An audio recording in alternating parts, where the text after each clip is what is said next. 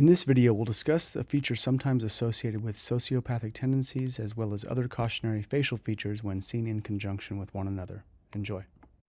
In today's face reading tutorial, we're going to be talking about signs of sociopathy on the face, as well as 6 key facial features that you need to pay attention to, because if these 6 facial features are seen in isolation, there are some cautionary metrics that go with that.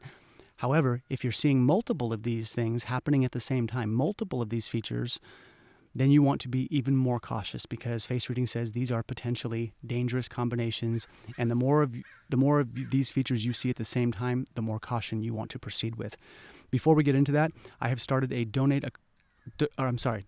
buy me a coffee account so you can provide donations should you be finding value in my free educational content. So this is part of how I make my living. If you guys are liking the free content and my efforts, please consider contributing to that. And if any of you want a face reading, please visit my website, omnihealthandlifestyle.com. Message me in my contact section, which is at the bottom of the page.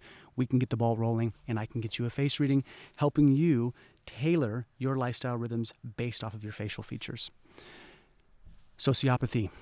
Sociopathy is defined, it's a pattern. It's a term for a pattern of antisocial behavior that's characterized by a lack of empathy, a disregard for the rights and feelings of others, and often associated with deceit and manipulation. So, sociopathic behavior is something to pay attention to. This is not favorable. You don't want to be around a sociopath or live with a sociopath. Usually it's a very difficult thing to engage in. Now, I read an article recently, and this is part of what made me want to make this video. And the article was talking about how people with a lack of forehead lines or forehead wrinkles, oftentimes this was associated with sociopathy. This was not a face reading article. This was a mainstream article talking about essentially facial features and what they were noticing in terms of consistency of sociopaths. And they noticed this, that a lot of them didn't have a lot of ingrained forehead wrinkles. In face reading, the forehead relates to the mind. The more expansive the forehead, it's said the more expansive the mind. Now, when we furrow our brow when we're talking, if you look here, you can see my forehead wrinkles forming there. So if they are connected, they say this is cohesiveness of thought. This means the mind articulates ideas well. There is a aptitude for the spoken word, and they can stream ideas together and link ideas together for something cohesive and easy to understand. So lack of forehead wrinkles, what they said was people that exhibited sociopathic tendencies didn't have a lot of forehead wrinkles. And the thinking is that when we talk and we articulate and we gesticulate and we're thinking and we're using our face, the face articulates quite a bit when we are expressing and when we are thinking. And moreover, in face reading theory, what they say is that wrinkling is the carving of emotions into the face. So when you see wrinkles, and some wrinkles are auspicious and fortuitous and some are not so much, but if you're seeing wrinkling, that means there's some emotional movement.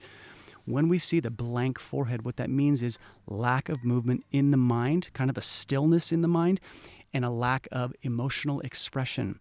So it's also said in the East that life is movement, okay? The movement of our blood, the beating of our heart, the movement of our breath, the spiraling of galaxies, which houses life. All things that are living and alive have movement. Stillness is death. A dead body, rigor mortis sets in, things become stiff and cold, and they don't move. So movement is associated with life, and stillness can be associated with death. And you want to think of your emotional terrain the same way. So if we're seeing a lack of wrinkling, that means a lack of movement in the mind, and perhaps a lack of emotional expression. So it's not a favorable thing to have no forehead lines. I know people want to Botox them and get rid of them, but it also shows that you are using your emotions and you're able to connect and empathize with people. Now, the other facial features we want to pay attention to that are, I would say, cautionary metrics. If you see these, pay attention. The first one is lack of forehead lines. So that one in face reading links up with this article. The second one is a blank or excessively stoic stare, a person who just looks at you deadpan, especially when you're talking to them and there's an emotional tone to the conversation, but that lack of facial expression, just dull and blank. The next one is the death mask, which is characterized by an overly skeletal countenance of the face, sort of the heroin chic, hollowed out, gaunt-looking features. Big bushy eyebrows is number 4. Hollowed temples is number 5. This area here, when this area is sunken in. And the last one is sampaku eyes, which translates as 3 whites. Sampaku means 3 whites. So when the head is level, we have 2 whites, a white here on the outer canthus and one on the inner canthus. And then When the head is at rest, okay, not when someone is looking down, because any of us can get that lower white, but when the head is level and at rest, if you can see the whites of the eyes, this is called the third white, sampaku, and it's associated with life force depletion and the leaking of life force. Things are essentially draining out. So I want to put these things on your radar. If you see any one of these, lack of forehead lines, the blank stare, the death mask, big bushy eyebrows, hollowed temples, sampaku eyes, these are all like things like, hey, pay attention to that. But the more of these that you see at the same time on the face, the more the cautionary metrics start to increase. Having all of these, I would say dollars to donuts, you're going to probably have some real shit to deal with this person, and they are probably a handful. The blank stare shows the lack of emotional expression. Okay, so we did the forehead lines, but the blank stare kind of ties into this. That means there's a lack of movement on the face where the emotions aren't moving and things are too still. So this can be taken as overly calculating in a person's disposition, or there is a lack of emotional connection. Just things are too still. And when there's too much stillness, that's not good. Death mask, when the hollowed out features, this points usually to a person's life force being slightly depleted and a person being engaging in risky behavior, sometimes drug use or alcohol or even physical risk.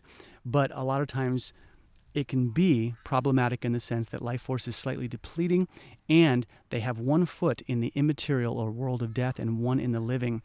This can also be a very good thing, but you have to be careful because that can be a depleting metric.